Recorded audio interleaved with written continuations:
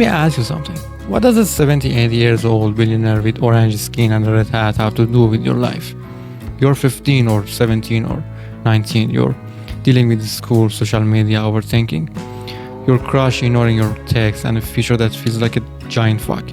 So why should you care about Donald Trump? Because whether you like him or not, he knows how to win attention in a noisy world. He knows how to control a room.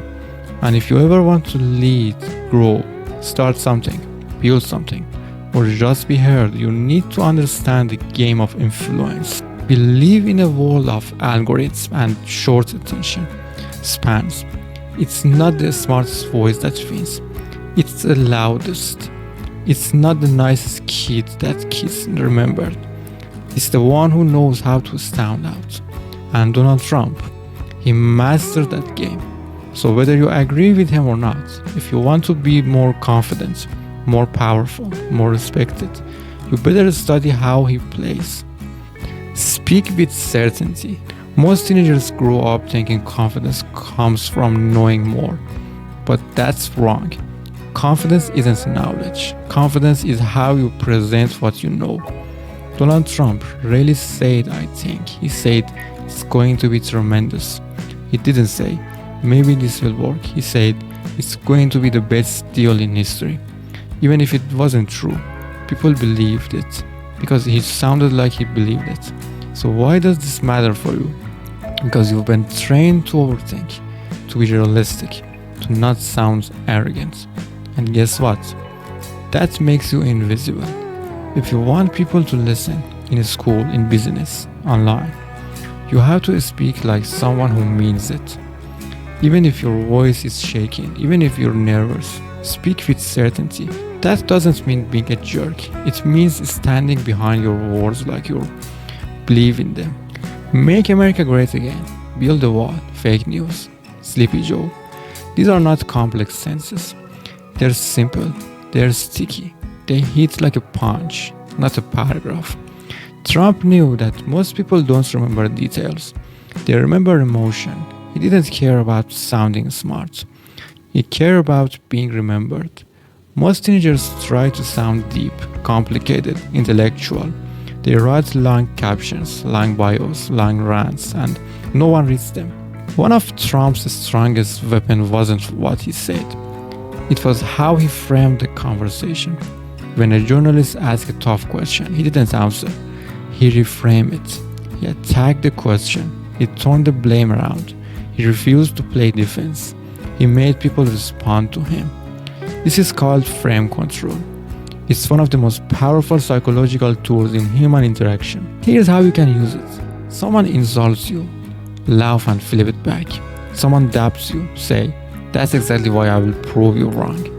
Someone ignores you, say something that forces a reaction. Never stay in the frame they give you. Create your own, because in every conversation, either you lead or you follow. Remember how Trump called people things like Crooked Hillary, Sleepy Joe, Little Marco, CNN. Sounds stupid, maybe, but psychologically genius. Why? Because labels stick. And once someone gets labeled, people start seeing them through that label, even if it's not true. Now let's flip that for you. Are you labeling yourself things like, I'm just lazy, I suck at math, I'm not a confident person, I'm not good on camera, I'm just average? Because if you are, you're trapping yourself. Donald Trump didn't care if you liked him. He cared if you were talking about him. He didn't need media support. He used media. He baited them with outrageous statements. He hijacked the conversation. And he always ended up at the center. Love him or hate him, you couldn't ignore him. And that's power. In 2025, attention is everything. You don't need to be rich or famous, but if you can capture attention, you can build anything. A YouTube channel, a brand, a business, a movement, a reputation. Teenagers scroll 8 hours a day. They flooded with noise. If you want to stand out, you need to become impossible to ignore. Not by being fake, by being intentional. Speak with clarity, post with boldness. Donald Trump didn't play by traditional political rules. He said things President weren't supposed to say. He used Twitter like a flamethrower. He tore up the script and wrote his own. Why did it work? Because people are bored of predictable. In school, you're trained to follow rules. Raise your hand, wait your turn, speak only when asked. But in the real world, rule breakers lead, not reckless ones, strategic ones. If you want to build something, a business or a life, you need to know when to break the pattern. Everyone's posting the same kid of content, but post different. Everyone's afraid to speak their truth. Be the one who says it. Everyone's playing safe. Take a bold shot. Trump wasn't just a person, he was a symbol. His followers didn't just vote for him.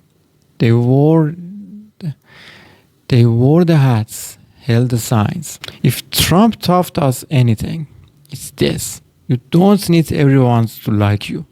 Too many teenagers spend their entire lives trying to be liked, to fit in, to be approved, to avoid hate. And it kills their creativity, kills their courage, kills their potential. Let people hate you. Let them talk. Let them misunderstand you. Because leaders don't chase likes. They chase truth. They chase vision. They chase results. One of Trump's most powerful tools was reputation. He didn't just say phrases once. He said them over and over. Build the wall. Make America great again. Fake news. These weren't just slogans. They were mantras that stuck in people's minds. Why does reputation work? Because the brain starts to accept repeated information as truth. It creates familiarity, and familiarity breeds trust, or at least acceptance. If you want to influence people, your classmates, your followers, your future customers, repeat your core message consistently.